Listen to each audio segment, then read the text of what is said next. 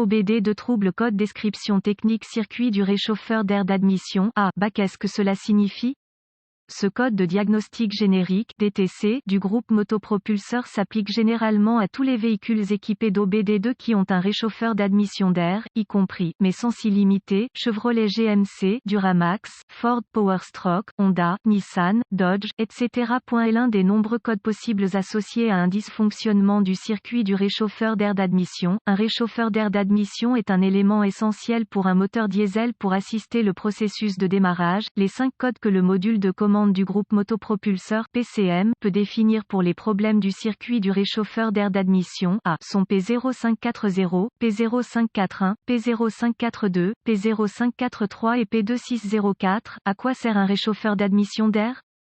Le circuit du réchauffeur d'air d'admission est conçu pour faire fonctionner les composants qui fournissent de l'air chaud pour faciliter le démarrage et le ralenti du moteur diesel à diverses températures. Le circuit de réchauffeur d'air d'admission typique comprend un élément chauffant, des relais, un capteur de température et au moins un ventilateur. Des conduits d'air sont également nécessaires pour acheminer l'air chaud vers les connexions d'admission et électrique et le câblage contrôle le fonctionnement de ces composants. Le code d'anomalie P0541 est déclenché par le PCM lorsqu'il reçoit un signal bas du circuit Esperluette-Cotte. Esperluette-Cotte, du réchauffeur d'air d'admission. Le circuit peut être hors de portée, contenir un composant défectueux ou avoir un flux d'air incorrect. Divers dysfonctionnements du circuit peuvent être présents et peuvent être physiques, mécaniques ou électriques. Voici un exemple de réchauffeur d'admission d'air. Gravité et symptômes du code. La gravité de ce code est normalement modérée, mais peut être grave en fonction du dysfonctionnement spécifique. Les symptômes d'un code de diagnostic P0541 peuvent inclure le moteur ne démarre pas plus longtemps que le temps de démarrage normal vérifié. Le voyant du moteur allumé ralenti irrégulier à des températures froides. Le moteur calcose généralement. Les causes potentielles de ce code sont les suivantes: relais de l'élément chauffant défectueux, élément de l'élément chauffant de détection, capteur de température défectueux, connecteur corrodé ou endommagé, conduit d'air endommagé ou restreint, câblage défectueux ou endommagé, moteur de soufflante défectueux, PCM défectueux. Un autre style de réchauffeur d'admission d'air. Quelles sont les réparations les plus courantes?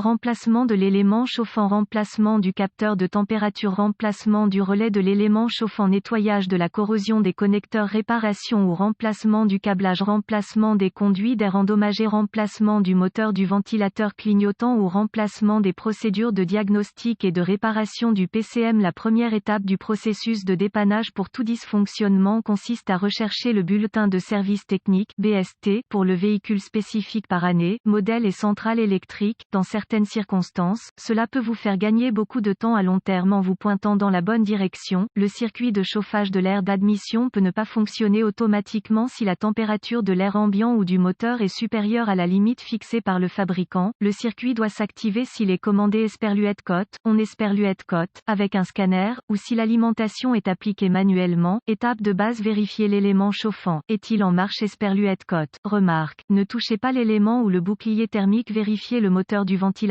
Est-il en marche Esperluette-Cotte? Inspectez visuellement les connexions du circuit et le câblage pour détecter les défauts évidents. Inspectez visuellement l'état de l'air conduit pour les défauts évidents. Vérifiez les connexions électriques pour la sécurité et la corrosion. Étapes avancées. Les étapes avancées deviennent très spécifiques au véhicule et nécessitent un équipement avancé approprié pour fonctionner avec précision. Ces procédures nécessitent un multimètre numérique et les références techniques spécifiques au véhicule. Les exigences de tension seront très basées sur l'année spécifique, le modèle et le moteur diesel du véhicule. Vérification spécifique. Remarque: sur les applications équipées de capteurs de débit d'air massique, le capteur de température d'air d'admission est incorporé dans le corps du capteur. Consultez les données techniques pour déterminer les broches correctes associées au capteur.